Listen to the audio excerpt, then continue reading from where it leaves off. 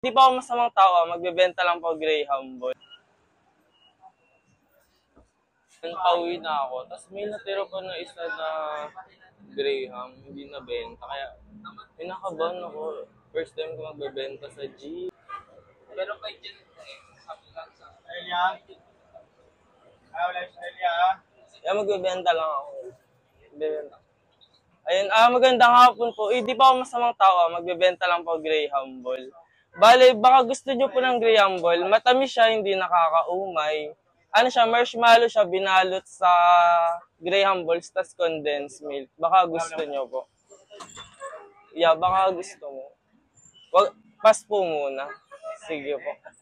Kayo te, baka gusto nyo po Graham Ball. Pass. Araw ko po lang bumili. Lala.